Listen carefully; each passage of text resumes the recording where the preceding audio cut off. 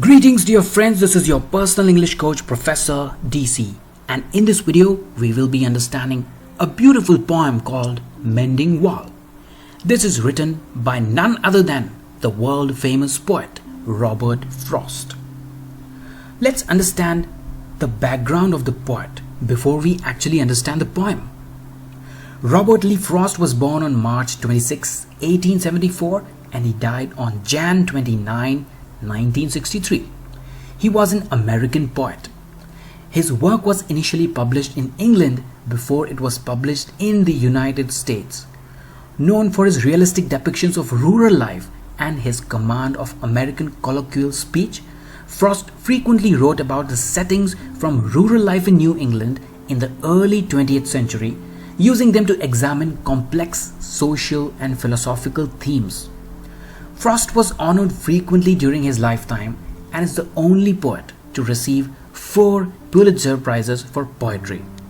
He became one of America's rare public literary figures. He was awarded the Congressional Gold Medal in 1960 for his poetic works. On July 22, 1961, Frost was named Poet Laureate of Vermont. Interesting, isn't it? Have you heard about the poem The Road Not Taken? Yes, Robert Frost had written the same poem. And we all know how profound that poem is, isn't it? Alright, having known about the poet, now it's time to understand his poem called Mending Wall. But first, let's focus on the title. The title is Mending Wall. From the title, you can easily say that this poem is about a wall. But what is the meaning of the word mending? To mend something is to repair something, to fix something. So now you know that this poem is about fixing a wall. But what is so interesting or intriguing about fixing a wall that Robert Frost wrote a poem about it? To understand that, we need to understand the scenario, the situation which made Robert Frost write this poem. And the situation is pretty simple and straightforward. The place is New England and there are 2 houses, one of the poet's and another of his immediate next neighbors. In between them there is a stone wall, not a modern wall like we see it today. The wall is made of stones like people had before the advent of technology. The poem is about Robert Frost's idea of walls or barriers in between 2 houses. Let us now understand his ideology about a wall. Like I've done in my other video explanations, I have mentioned the original poem on the left with meanings of difficult words on its right to make it very easy for you to understand. So let us start with line number 1, which is very profound and which has a deep meaning. Line number 1 is, something there is that doesn't love a wall. Now imagine this, if somebody traps you in between 4 walls, how would you feel? There are no lights, of course. You would feel frightened, afraid, fearful, panicky, agitated, alarmed and worried, terrified, horrified, or maybe panic-stricken, isn't it? We as humans always long to be free. Our soul seeks freedom all the time. Psychologically, we hate barriers and obstructions. We want freedom, a condition in which people have the opportunity to speak, act, and pursue happiness without unnecessary external restrictions.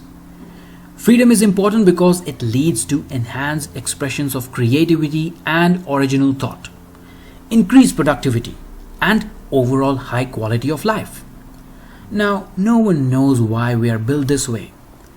The poet is aware of this intrinsic human nature, about this mysterious and natural force which is inside each of us, which hates barriers. The poet does not say someone, he says something. He knows that it is a non-living thing. Whatever it is it is a non-living entity that is stopping him from building a wall. Line number 2 and 3. That sends the frozen ground swell under it and spills the upper boulders in the sun. That sends, what sends? The same something that hates barriers. It sends swells under the ground. The same natural force makes the ground to swell. But why does the poet use the word frozen? To understand that, we have to understand the weather of the place where this poem was written. The poem was written in New England, where the winters are long, cold, and heavy snow is common. Most locations receive 60 to 120 inches of snow annually in this region. So the water beneath the ground is frozen and the resulting ice expands to cause cracks in the wall. So the foundation of the wall cracks up, or we can say swells, expands, inflates.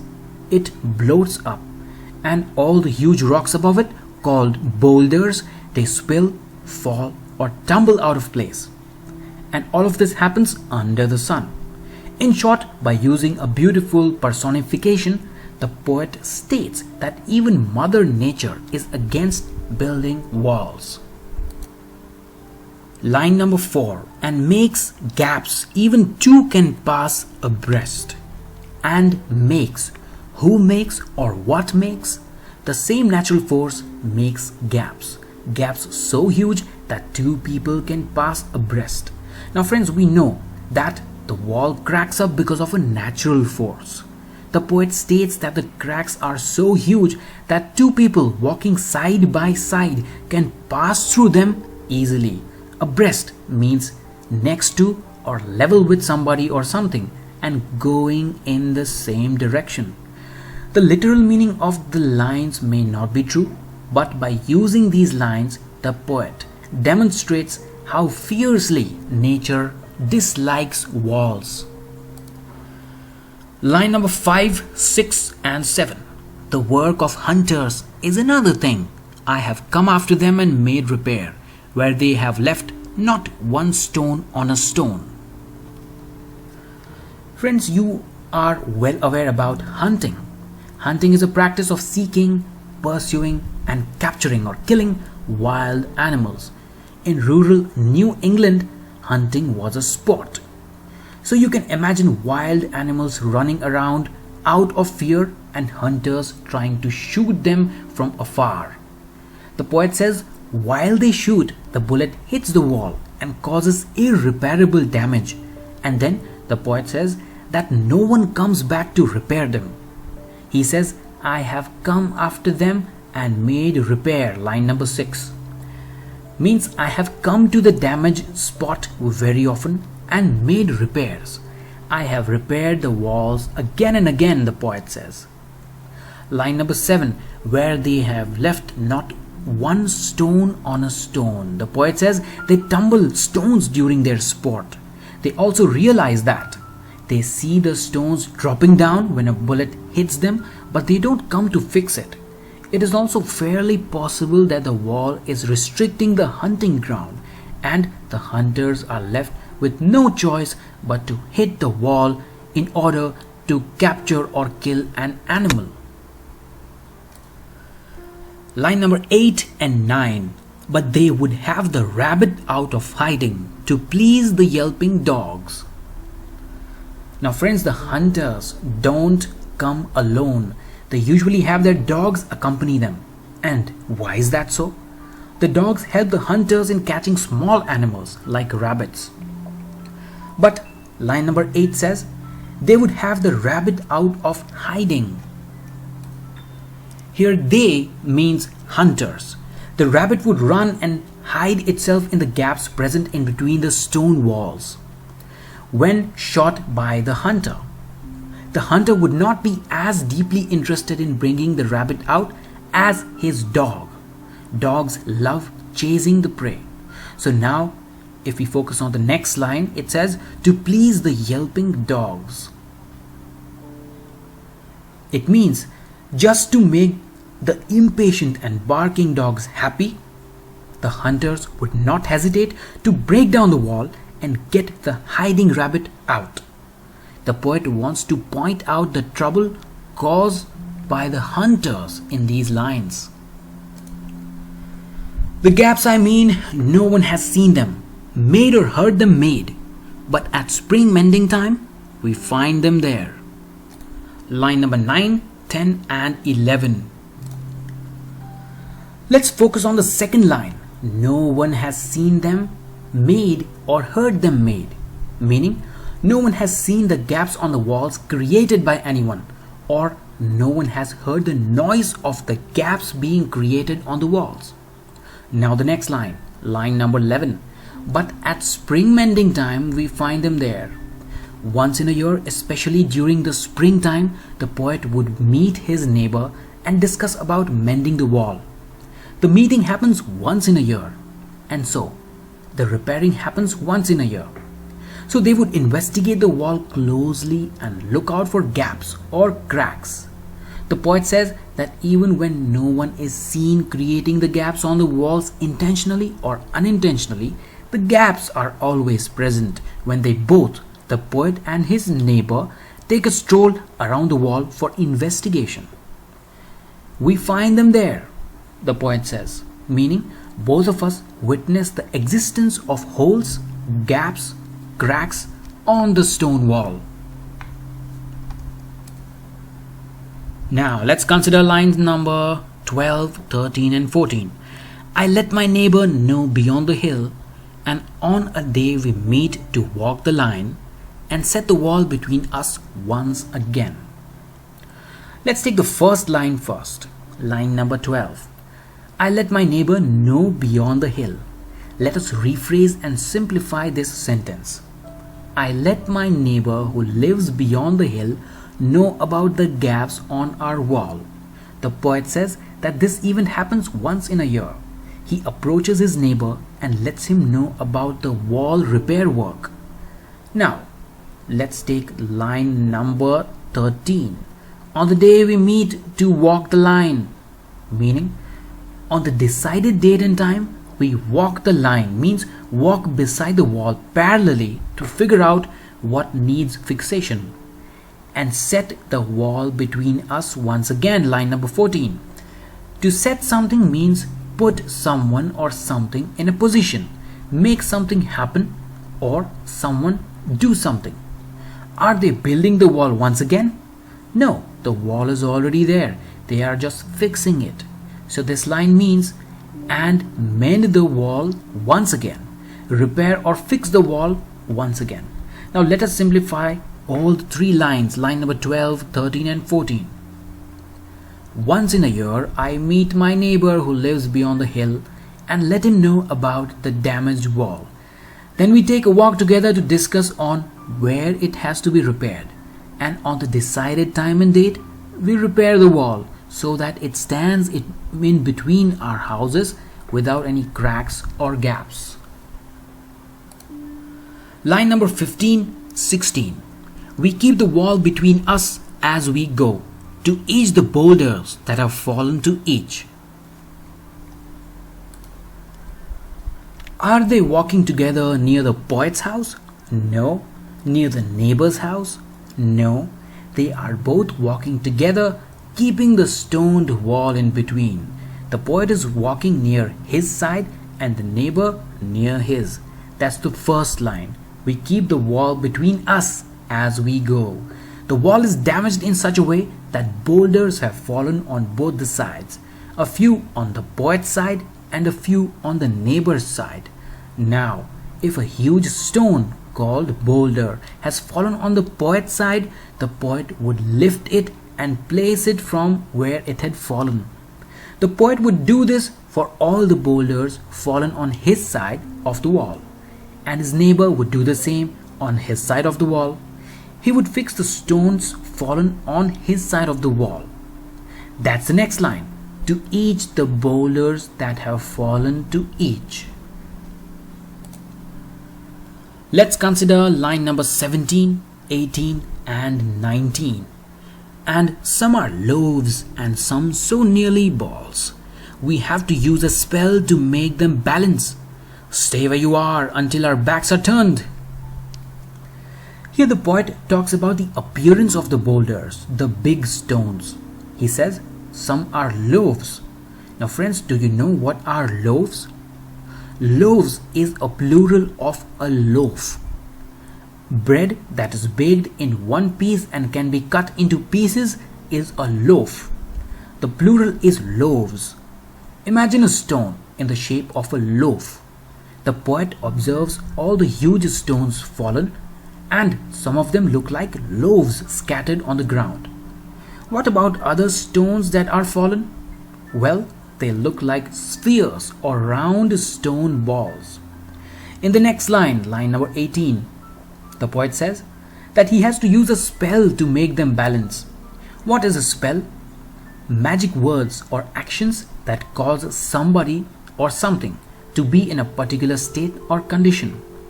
But why does the poet feels that they have to use some sort of magic or spell to balance the stones? He feels so because how would you place a stone that is of a loaf shaped in alignment with a stone that are sphere shaped in such a way that there are no gaps? It is next to impossible, but they have to do it as they are fixing the wall anyway. Not only do they have to fix, they also have to balance them to make a wall. They tried their best to fix the stones and balance them, but they would fall again and again and again. So they are yelling at the stones, "Stay where you are. Do not fall down right in front of us. Fall when we are gone and when we are unaware. But do not fall right now. We are tired of balancing you." That is line number 19. Now let us consider line number 20, 21 and 22. Line number 20 is, "We wear our fingers rough with handling them." Oh, just another kind of outdoor game. One on a side. It comes to a little more. An idiom is used here, to wear out. It means use or be used until no longer in good condition or working order. The poet says that their fingers get worn out excessively, getting tired of handling the large boulders. It is not an easy task. They have to work very hard to fix this oddly shaped stones. The poet feels that the task of fixing stones is a real challenge and is making their fingers exhausted and numb. Now let us focus on the next line. Oh, just another kind of outdoor game.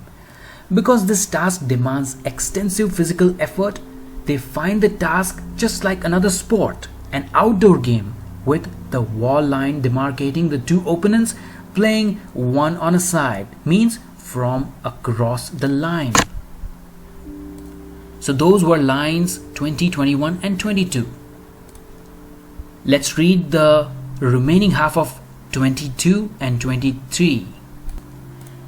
It comes to little more. There where it is, we do not need the wall. The poet says that is not it. There is a little more. There is another reason as to why we do not require a wall. And what is that profound reason? It's mentioned in line number 24, 25 and 26. He is all pine and I am apple orchard. My apple trees will never get across and eat the cones under his pines, I tell him. The reason is pretty simple. On the neighbor's side of the wall, in his orchard, there are only pine trees. On my orchard, there is nothing else but apple trees. The poet is unable to comprehend the need of a wall.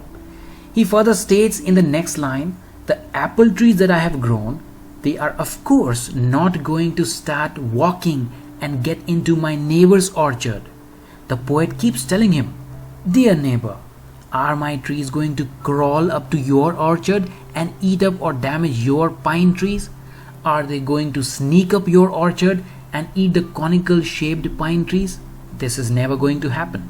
Now friends, this is the first time in the poem Mending Wall that the poet brings out the difference in opinion the speaker has or the poet has with his neighbor to the forefront. The neighbor needs the wall and the poet does not. When there is nothing that can damage or enter each other's orchard, what is the need of the wall? Asks the poet.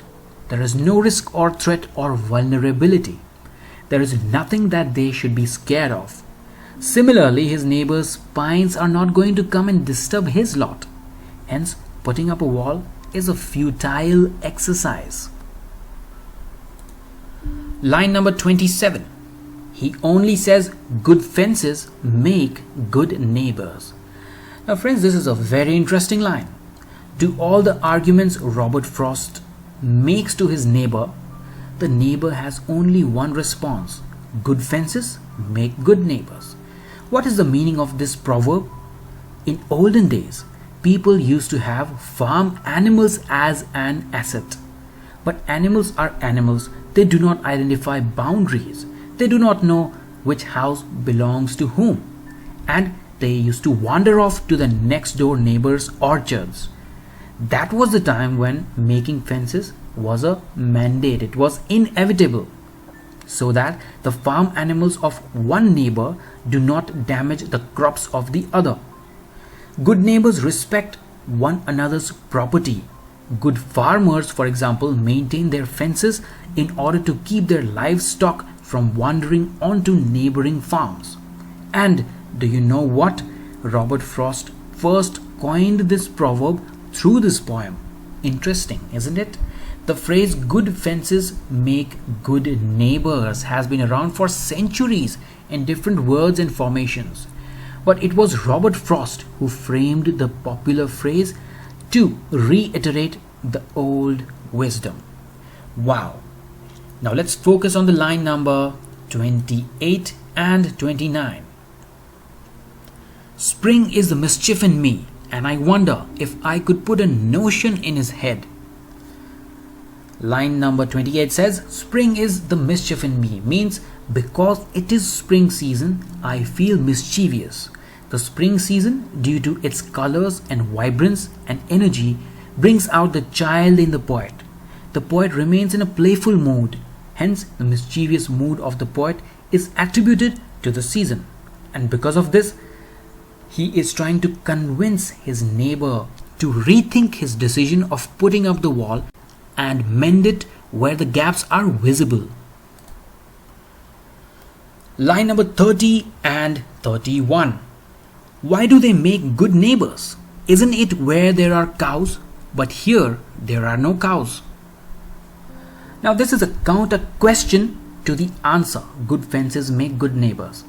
As I stated earlier, people used to have fences around their houses so that the farm animals do not wander off to the neighbor's house. In a convincing tone, the poet asks his neighbor, don't we build fences around the houses where the owner of the house have livestock like cows? I do not see any cows. Do you have any cows? I don't. The poet is trying to figure out the purpose of the wall. All he wants to know is, how can walls make good neighbors? So in these lines, the speaker or the poet tries to convince his neighbor the other way and nearly accuses him of being a believer of old traditions. Line number 32, 33, 34. Before I built a wall, I would ask to know what I was walling in or walling out, and to whom I was like to give offense.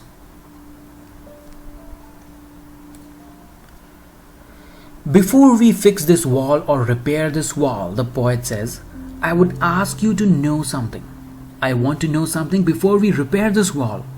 Now here the poet has very smartly used idioms. To wall in means to cover with or surround with a wall.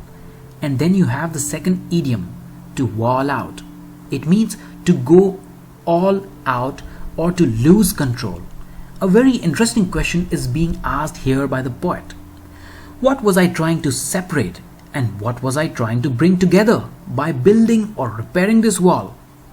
And then the last line, to whom I was like to give offense means by separating something together or bringing something together. Would it hurt someone? Who would get hurt in this process? Who would get offended in this process? Friends, here alliteration is used in the line what I was walling in or walling out. And this alliteration is used very powerfully because it expresses the poet's concern very well. Here there seems to be a clever use of pun through offense, which sounds like a fence. Alright, line number 36 and 35. Line number 35 says, something there is that doesn't love a wall, that wants it down. The poet yet again points out that there is something that doesn't love a wall and wants it to go down. It invokes a sense of mystery in the minds of the readers about this something. There is some force that definitely doesn't love a wall, that wants to pull it down. Line number 36, 37 and 38. I could say elves to him, but it's not elves exactly, and I would rather he said it for himself. Friends, first of all, we need to understand the meaning of elves. Elves is a plural word. Singular is elf. Elf is a supernatural creature of a folk tale, typically represented as a small, delicate, elusive figure in human form with pointed ears, magical powers, and unpredictable nature. For example, there is a sentence here: birthmarks were thought to be bruises left by elves. So that is the meaning of elves. Now let's understand from the perspective of this poem. The poet is trying to convince his neighbor by giving out all the possible reasons as to why walls are unnecessary. What other reason could I possibly choose? Who else can bring down the wall? The poet thinks about mentioning elves to his neighbor. Elves could be damaging the wall over and again. He thought he would tell his neighbor, who is hell-bent on keeping the wall. But then he realizes that elves were a creature of folk tale. Elves are seen only in folk tales and they cannot exist in reality, and the neighbor would never believe him. So it is worthless mentioning elves. The poet thought about the fact that elves are supernatural beings that are tiny in size and can only be seen in mythological stories and folklore. In his mind, the poet is thinking everything to himself. Line number 38, 39 and 40. I see him there bringing a stone grasped firmly by the top, in each hand like an old stone savage armed. The poet tried his best to pursue the neighbor to bring down the wall, but all in vain. After all the arguments, now the poet is observing his neighbor. Did any of the arguments change his mind? No. What is he doing? He wants the wall at any cost. He wants the fence at any cost, as per his philosophy of good neighbors. So he has grasped a stone block firmly, tightly by the top in each of his hands. And whom does he resemble to? He resembles to an old warrior who is ready for battle. Savage means fierce, uncontrolled, violent, very great or severe. And let's focus on the word old stone. Old stone refers to old stone age, or we can say Paleolithic period, which is a stage of cultural development characterized by the use of rudimentary chipped stone tools. This is also symbolic in suggesting that the neighbor's thoughts and ideas were outdated. Line number 41 and 42. He moves in darkness, as it seems to me, not of woods only, and the shade of the trees. Shade of trees. Let's understand these lines. You can imagine the stubborn neighbor having two heavy rocks in both of his hands and is moving near his side of the wall to fix it. Because there are trees in his orchard, there is also a great deal of shade. And while the neighbor is bringing stones, it seems as if he is entering an area of shade from an area which was well lit with sunlight. So the poet observes him and metaphorically thinks, just like he is entering the shade from sunlight physically, he is downgrading his thoughts from the ones that are enlightened to the ones that are outdated and dark. The speaker feels that the neighbor is under the tight grip of darkness of ignorance. Line number 43 and 44. He will not go behind his father's saying, and he likes having thought of it so well. Let's focus on this phrase, he will not go behind. It means he will not violate his father's teaching. He will walk on his footsteps. The neighbor will walk on his father's footsteps. His mind is hard-coded with all that his father has taught him. The idea that good neighbors have great fences is ingrained deeply in his mind. He is unwilling to go beyond something that his father used to say. He probably likes how well he can remember it. The neighbor stands his ground and utters again, good fences make good neighbors. The speaker says that his neighbor is unwilling to compromise his hereditary wealth. Other way around, he thinks that if the fence between the neighbors is well maintained, the relationship remains intact and smooth. A belief without any logical reasoning. He does not want to think beyond his set of ideas about the world, and he likes having articulated this idea so clearly about good fences and good neighbors. And after all the discussion, after all the argument, he says again, good fences make good neighbors. Interesting poem, isn't it? So in the first 4 lines, the poet generalizes that even Mother Nature is against building barriers or walls. Mother Nature would break it if you tried to create a wall. The reason might be any, but the wall would be broken if created. Then he thinks about the hunters who play the sport of hunting around his house.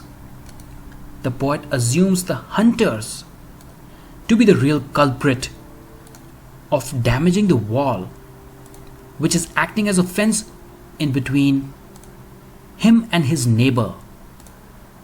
And the poet blames them because just to please their impatient dogs and get that hiding rabbit out of the hole, out of the gap which is inside the stone wall, they break the stone wall. Then the poet says, we've never heard anyone damaging the stone wall. We never saw anyone damaging the stone wall. But once in a year, when me and my immediate neighbor, we discuss about mending the wall and we investigate and look around for the damages, we always find the wall to be damaged. And we talk about the repair work once in a year. He looks at the damages on his side of the wall and I look at the damages on my side of the wall, and we walk together with the wall in between. That also includes line number 16. Looking at how badly the wall is damaged, the poet feels as if he would need a spell or magic to put it back together, because some of the boulders that are fallen look like loaves and some of them look like round stone balls. And to balance them and to put them back in those gaps is a big deal. Doing this task is very difficult and is proving to be tedious and cumbersome for both of these fellows, the poet and his neighbor, because their fingers are getting worn out in this process. and they feel as if they are playing some sort of outdoor game. Then from line number 23 onwards, we see a difference of opinion. We get to know that the poet does not want the wall. The neighbor wants the wall. So the poet starts the argument by saying that my trees are never going to sneak up to your trees and eat them up. We do not have any such arrangement. My apple trees are never going to sneak up to your pine trees and damage them. So we don't need the wall, the poet says. But the answer to the poet's argument is good fences make good neighbors. Then the poet makes another mischievous argument. He says, you don't have cows, I don't have cows, then why do we need a wall in between? We don't have any livestock as an asset, so why do we need a wall? And then the poet thinks to himself. He says, I'm not even sure what I am protecting by making this wall, or what am I separating by making this wall. And by building this stone wall, am I hurting someone? Am I offending someone? I'm not sure. The poet says, I don't see any reason why I should build a wall. The poet wants to convince the neighbor that we don't need this stone wall, and thinks about all such arguments which would make him convince. So the poet thinks out of the box, and now the poet is thinking about elves, supernatural creatures. But then he immediately discards the idea. Even after convincing him so much, he sees the neighbor bringing the blocks held tightly in his hands and ready to fix them back from the place that they had fallen. And the poet firmly believes that his neighbor is having outdated ideas, and he does not want to move towards enlightenment. He does not want to understand that we do not need any stone wall in between us. And this proves that he will follow his father's footsteps. His father and forefathers have ingrained in his mind that if you have a fence, you will have good relationship with your neighbors. And he, the neighbor, is not ready to forget this idea or discard the age-old beliefs. Alright friends, I hope this poem is very clear to you. If in case you still have doubts, please ask me all your doubts below the video in the comment section, and I will definitely help you. If you want to comment on my style of teaching, I would absolutely love to hear your feedback. Please mention that in the comment section as well. And last but not the least, if you have any other chapter, drama, poem, or any topic that is giving you a tough time, why wait? Mention that topic in the comment section below, and I will make a video explanation just for you in English as well as in Hindi, whichever language you request. And with that, I sign off. I hope you have a beautiful day ahead.